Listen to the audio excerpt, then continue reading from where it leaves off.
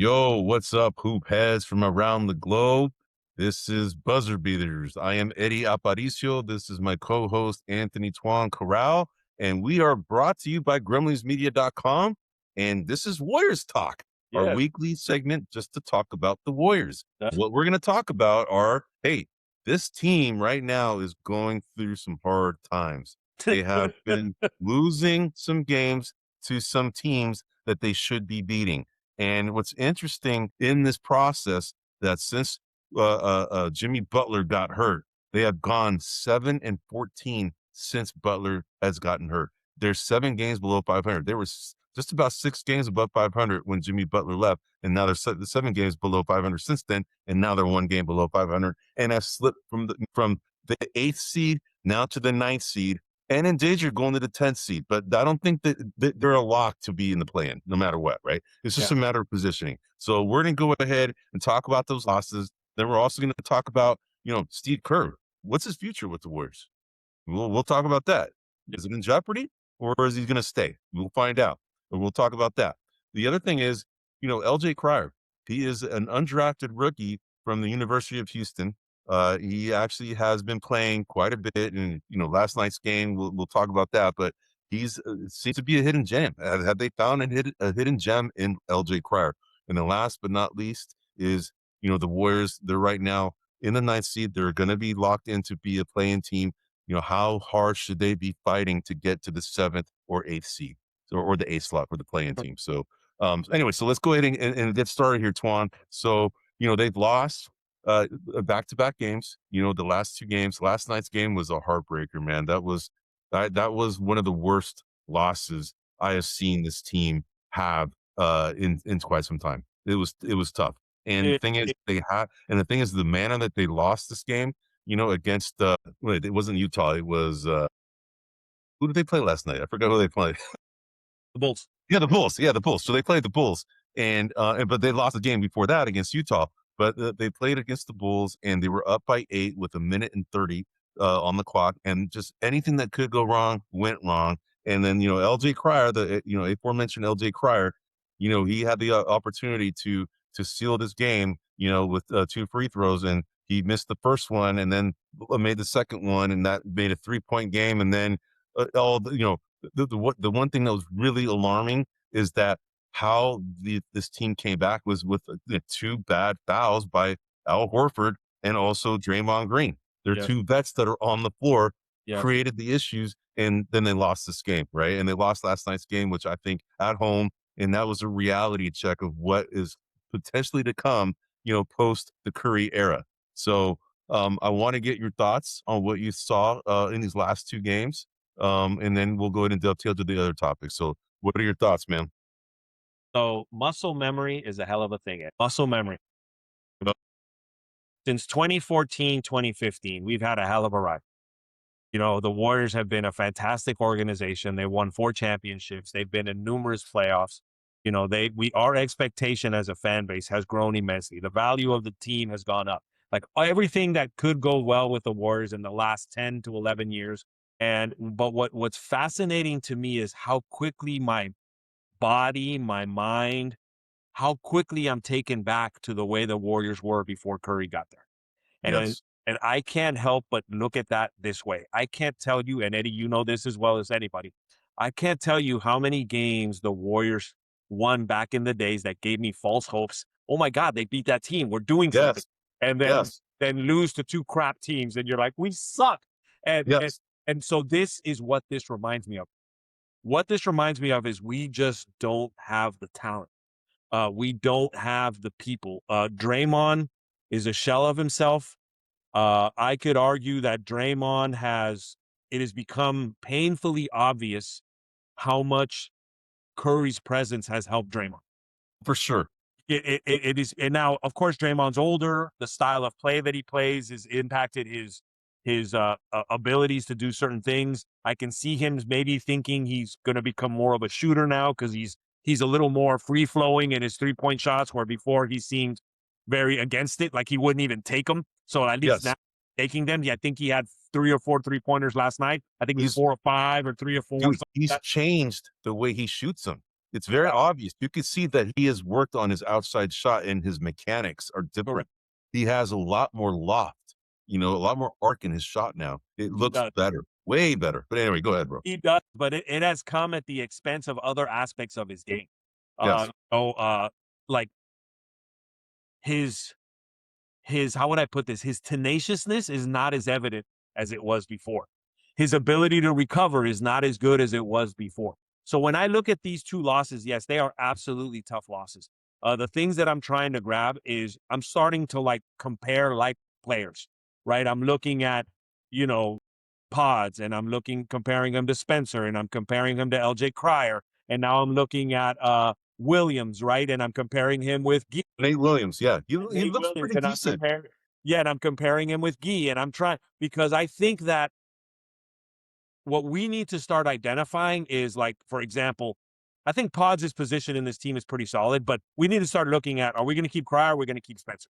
Are we going to keep Gee, or are we going to keep Williams? Are we going to keep, are we going to keep Post, or are we going to re-sign, KP? Are we going these are the things that I'm starting to look for within the game. But again, it's such an unfair thing. LJ Cryer, I mean, he's been playing in Santa Cruz. I don't know how many 30-minute games he's played. I know Spencer hasn't played that many 30-minute games because he's not going to Santa Cruz and he's been playing with the Warriors. So it is really unfair when you get to 30 minutes plus. These guys, their bodies are just exhausted. Yeah, exactly.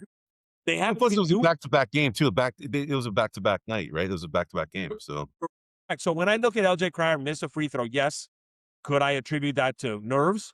Maybe. Yes. To me, I'm looking at it as maybe his body's kind of tired, and he's just trying to figure out how to get to that next run. But I do, and we're going to get to him in a minute, but I am liking what I'm seeing even within this losses.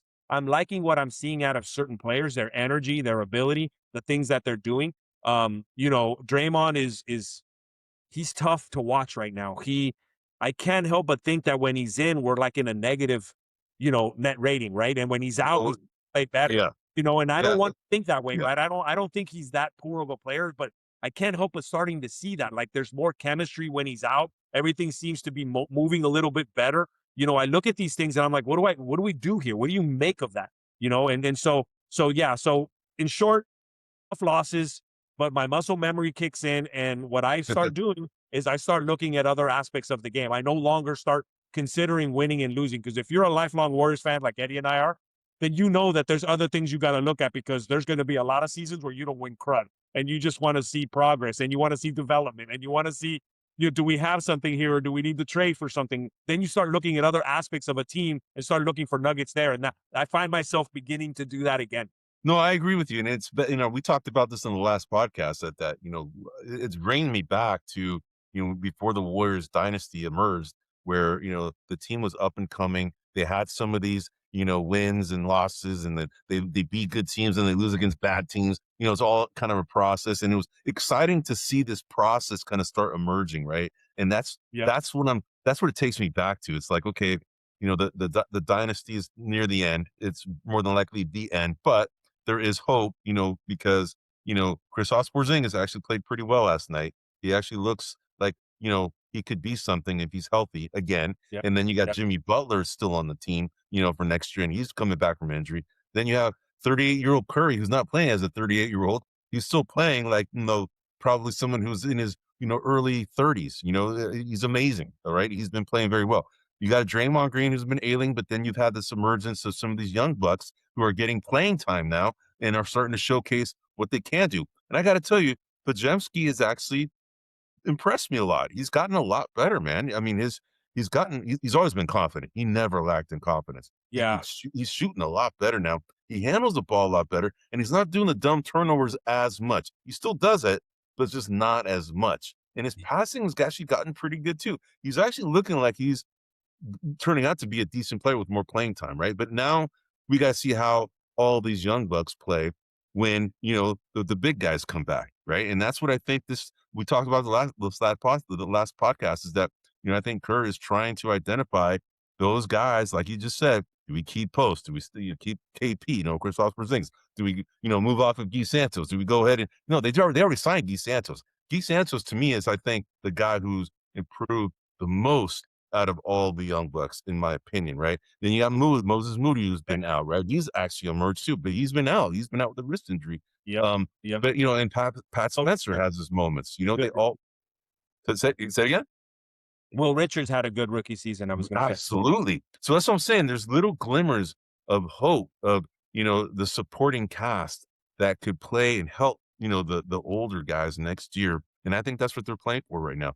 I think they're quietly tanking, bro. I really believe it because, I think, there's been talk about Curry, whether he's going to come back or not. They're kind of reevaluating him again. I think they're just want to see how far this squad as comprised without Curry, how far they can go.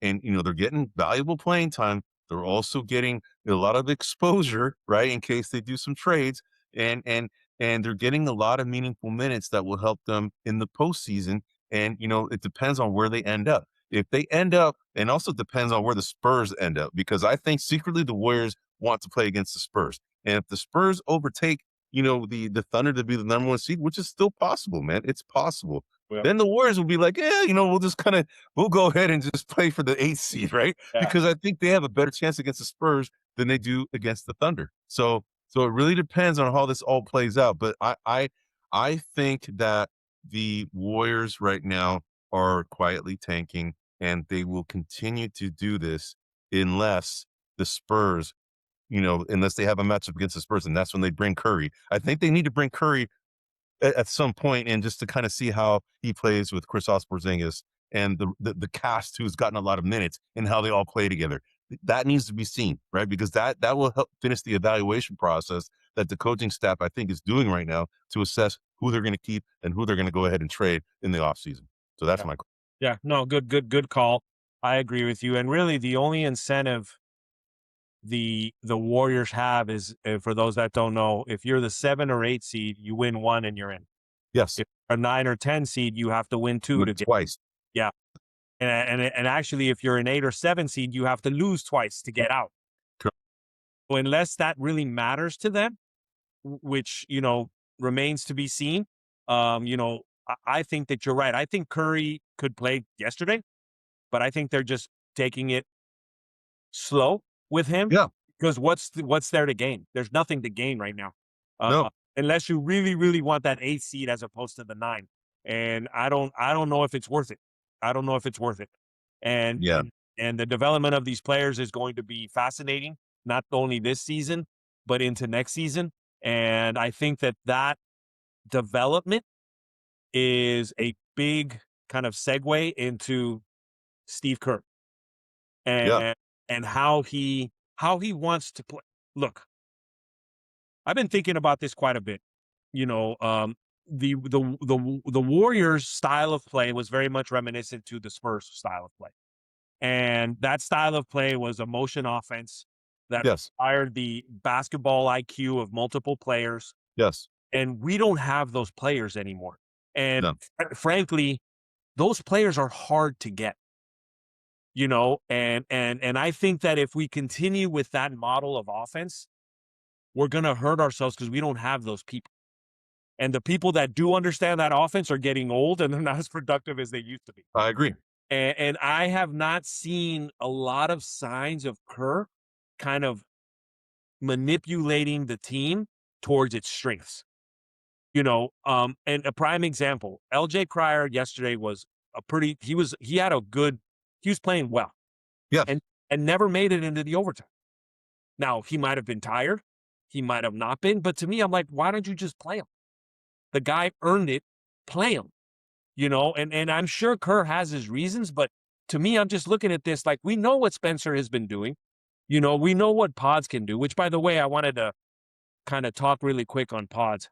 I agree that Pods has been playing better. Yes. But his biggest issue is he loves to put the square peg in the round hole. Like, stop trying to fit things where they don't fit. Yeah. Like play to what's given to you. And he's such a hard-nosed player. He tries to force a lot of things. And I think that he would be better served to lay off of that and observe and play more like, what's the offense giving me? What's the move here? Read and react. Read and react. He didn't react, but not only that, but understanding his own limitations. Like I said, he's a very confident player. And so with that confidence, I think he tells himself, well, I can do anything, anywhere, anytime. Yeah. And the truth is, no, you can't. Like, no, Yeah. you can't. Like you're good. You have moments, and when you find your rhythm, you're very good. But you I gotta agree with you. yeah, but you gotta focus on finding your rhythm, not generating your rhythm out of, boof, out of nothing. Like, Yeah. that's not gonna happen. You gotta find it. Yeah, he's forcing. Yeah, what you're saying, he's forcing the issue a lot of times rather than letting the game come to him, is what you're saying. Exactly, Yeah, exactly. And so, yeah, to me, like Steve Kerr needs to see some of these things, and I think he needs to play with the, kind of coach to the players that he has and their strengths. yeah. And And so to me, yes, I think that I'm really curious what they're going to do in the offseason. I'm really curious. as far as roster construction, Well, I think the roster construction is going to go hand in hand with Kerr's return. yes. Okay, so that begs the question: what is Steve Kerr's future with the Warriors? What's your thought? Okay, so if I had to bet a dollar right now, I Yeah, think they're going to change a lot of things, and I think Steve Kerr's going to be one of them. you think that they're going to move off of him? I think they're going to move off of him. I think they're going to move off of Draymond. I think they're going to make a decision on what they need to do with KP and Horford. I think Horford's actually signed for 2 years, so I think he's under contract for next year, if I'm not mistaken. Okay, KP is a free agent, so I think I think that they're auditioning some of these higher talent players, but I think that they're starting to realize and understand that they need to start coaching. They need to find a better, more productive way to coach their younger players and fit them into these schemes. yeah, And I agree with you. I think that may start as soon as this offseason. Now, so let me ask you something: do you think the catalyst for this was Jonathan Kuminga? Yeah, that's a good question. Yeah. Do you think that's the catalyst? Do you think? I mean, because we all know. No, that's We all, an excellent, and my answer is I hope not, because why not? Then don't trade him and freaking do it like what you were gonna do. Like, But yes, I think potentially yes. I think so too. that I, relationship was so sour that they couldn't save it, and I think yes. they're thinking we got to do something different here. Like Yes. the Warriors are suffering with what a lot of dynasties suffer with, and that is they are unwilling to let go of the past. Yeah. And they Yeah. have to. And if there's ever been a player, in my opinion, that can go with the flow and make a new transition, is Curry. Curry is a open-minded, at least he's proven to be an open-minded player. He works well with a variety of different teams, and I mean different kind of formats. And so if you're gonna do it, he's a good transition piece to do that with. Draymond, I think, is kind of stuck in his ways. And then we got to figure out what Horford and KP can or can't do. And then what we got with Butler. Butler's the other piece. But to me, I think that if I had to bet a dollar to today, right, I think in Kerr's gone, Draymond's gone, potentially KP's gone, and Well, you think Kristaps is gone? I potentially, right? Potentially. I I, think okay. I think he's going to I stay, will man. I think he's going to stay. well, I think he's going to stay. I hope he stays, because I will tell you this at times, and please, YouTube audience or wherever you're out there watching this, I'm not comparing them, but dude, I got whiffs of Durant in certain things that he was doing. Little whiffs, like, oh, I remember that. I Yeah, remember yeah. that. And the thing is, he's so tall, Yeah, and he can post people up and just use his size and score over you, right? And that's Kevin Durant like yeah, that yeah. Get element that right there. whiff, that little turnaround, just shoot over you. Yes, that's what I'm saying. Yeah, Very smooth, very non-affected shot. But yes, again, with him, are you going to be available, bro? And how much that's the money? thing. And how much money are you going to want? Because I'm not paying that dude $30 million. Like, I just They're not. He's not going to get 30 million. yeah. I think that's why I think they're going to keep him, because I think they're going to negotiate a price that is good for the team and also is good for him, knowing But that he has this health risk potentially that can emerge at any time, and he knows. I think he's deep down inside he's going to have to kind of swallow it a little bit and just accept the fact that he's no longer that player. Just like we talk about LeBron, he's no longer that player. yep. Kristaps is no longer the player that he was, but he's still very good when he's out there, man. And he Agreed. proved it last night. He Agreed. showed like glimpses of like, man, he is tantalizing because he blocks shots, right? He's a threat. We've never had a shot blocker in years. I think the last real shot blocker has Bogut. Bogut was the last guy, right? Yeah. And maybe Festus Ezeli too. He was another shot blocker, but Right. after that, we haven't had one, No, and right? even when we had Bogut, he recovered from that horrendous leg injury, and he wasn't Yes, the deeper that he was early in his career at Milwaukee. He wasn't that way when he came to those. So even his blocking ability was more about timing and IQ than it was yes. about just being big. It's been a long time. It's a long time. And the thing is, you got to give it to Al Horford. He can still block. He's a really good defender, man. He's a good At player. 39 years old, that guy can defend Yeah, at his age. yeah, He pretty much can block almost any shot from anybody. His timing is impeccable, man. He's yeah, unbelievable at that. So yeah. so I'm excited. I like Horford now, right? I mean, he started to play and he's playing well. Although he did a bonehead thing, yesterday, but it's few and far in between. But still, overall, I think you know, uh, uh, his net impact to the team has been positive, in Mhm. my opinion. And Agree. and Kristaps Porzingis, when he plays, his net impact to the team has been positive. So, Correct. um, I'm with you. I think Steve Kerr is gone. I think I think the whole Kuminga thing, the way that all played out, I think that was kind of like it put Steve Kerr's player development skills under the microscope to management. And especially because Joe Lacob really liked Kuminga. He also really liked James Wiseman, right? And James Wiseman, of course, he got injured, and he had his moments with the Warriors, and then he left and hasn't been the same player. And is probably going to be out of the league here shortly because he still plays. He's on the Indiana Pacers. I don't know if he's still on there, but I know he came back and started playing again. But I haven't seen him play in quite some time, so I don't know where he's at. But the thing is that player development is something that this current regime of coaches lacks, and it's Mhm. and it's we don't know if it's because it's Kerr and his stubbornness to kind of just only play veterans, right? Yeah, That's or if it's just the players that we're drafting that are not good enough for the system because we haven't really drafted players that are good for the system. Jonathan Kuminga isn't a system Mhm. player for No. the Warriors, but he's tantalizing as hell, right? Yeah, Because he's super athletic, and he hasn't played since with the Atlanta Hawks. I think his knee got inflamed again, and they're kind of taking precautions with him. But when he's been playing very well, and that kind of started, kind of I think raised the eyebrows of some of the management here going, damn, why couldn't he do that for us? And he did do it at times. He just didn't fit in the system that Steve Kerr has, right? And they couldn't figure it. Like you just said, Steve Kerr has to figure out how to design an offense to cater to the strengths of this personnel, and he hasn't figured out how to do that without Curry yet.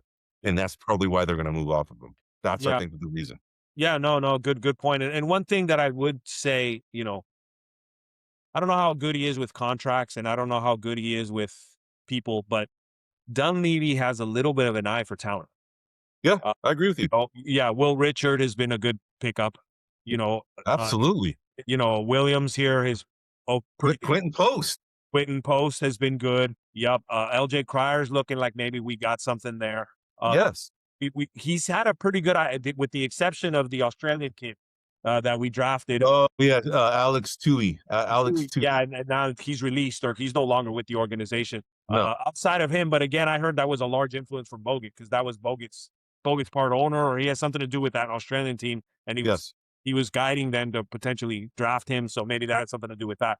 But Yes. Dunleavy has shown to have a pretty good eye, and and if he can kind of continue to do this, we'll see. The truth's going to come when he starts getting first round picks, and making those really pay off. Yeah. And then that'll be. But I've been surprised with his eye because he's shown promise there. Yeah. No, I agree with you, man. I agree with you. So, we didn't, by the way, I put the things that we're going to talk about, not necessarily in order. I just kind of Yeah, put it out there to kind of help our thoughts so we can kind of transition, everywhere based on what we have here. But yeah, so, LJ Cryer, we talked a little bit about him. Interesting tidbit about LJ Cryer. He's a rookie, right, out of the University of Houston, but he actually played for the Baylor, back in 20, I think it was 2021, I think it was, and they won a national championship when he was on the team. He was a freshman. Then he transferred to Houston and then played in the national championship game that lost against Florida. He would have been the first player in NCAA history to potentially win 2 titles for 2 different teams. Isn't that a crazy?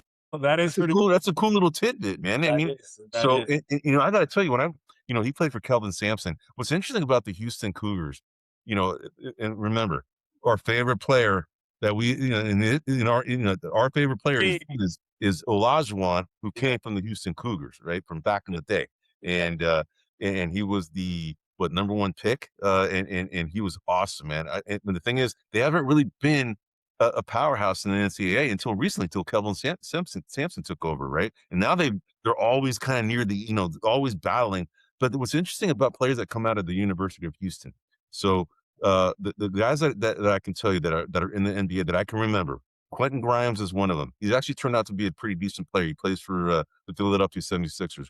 You got Jamal Shead. Jamal Shead is a player who plays for the Toronto Raptors. He's actually getting some minutes too, but they're not superstar players, right? Jarris Walker plays for the Indiana Pacers. He's actually becoming a pretty good player. He's actually, and he was like one of their star players when he was on the Houston Cougars. And then you got now the LJ Cryer, who's the undrafted rookie for the Warriors. And I got to tell you, man, this guy looks like he could play, man. I mean, he's got a really good shot. He's very confident, and even though he missed the free throw, last night, dude, it's okay, man. I mean, you can't expect, a two-way save you, right? It's just he got valuable experience from that. And right now they're not going to try and, because the next question we have here is how hard should they be playing for the 7 and 8 seed?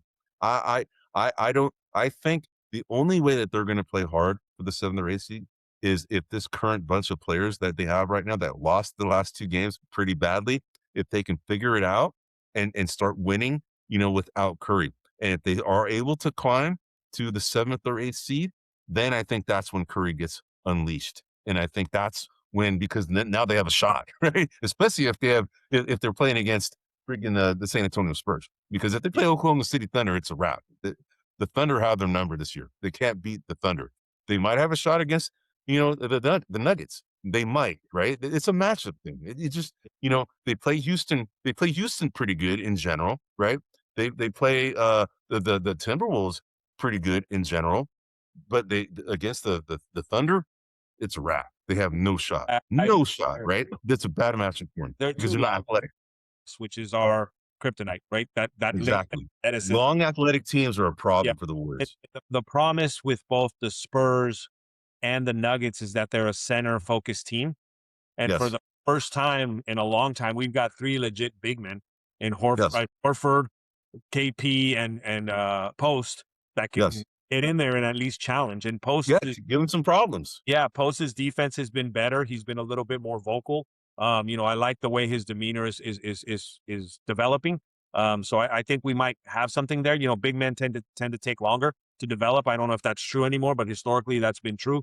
And so maybe as he develops his game, his 3-pointer has suffered a little. He's not as productive this year from the 3-point line as he was last year, but hopefully, he kind of finds his rhythm. But going back to Cryer, the thing that I can't stop looking at is now for me, it's become Spencer or Cryer. You mean as far as a decision for the team? Yeah, I keep looking now. I know that they signed Spencer for a contract till the end of this year, which ironically, once they did that, his game seemed to suffer. Like his game seemed to stop being as solid. And Cryer's a tough little defender. I mean, Spencer's a little bigger than him, and he can push people around. But Cryer's a tough defender. He's a little water bug, as they would say back in the day. He's kind of everywhere, and I do like his demeanor, and his shot is buttery smooth. Yeah, that's really good, man. I mean, he was, he was actually Houston's best player on that team, and and they were almost a championship, winning team. So he's got game. It's just he's not going to be a superstar talent. He's going to be a rotational piece, which a lot of the guys from the University of Houston seem to be right now in the NBA. Is just rotational pieces. No superstar talent guys, right, that are coming out there yet. Not like Hakeem Olajuwon or Clyde Drexler. Those are the 2 superstar talents that have come out of the University of Houston, and they're the only ones I think since. But anyway, man, so that's pretty much it for our show, man. We really appreciate you guys listening to our show. This is Warriors Talk. We're brought to you by grumblingsmedia.com. This is part of Buzzer Beaters, which is actually the name of our show, but this is the Warriors Talk segment. We're here every week, and we're going to go ahead and talk Warriors Talk on a weekly basis. We appreciate your time. I'm Eddie Aparicio. This is Anthony Toine Corral. And until then, have a good rest of the week, everyone. Take care, everyone. Hey everybody, this is William Del Pilar, founder of Grumblings Media, and I want to say thank you for watching our content. If you want to support our all-volunteer efforts at Grumblings Media, smash the subscribe button right here. 100% free, and please consume and share our great content. Click either one of these two boxes for more of our work.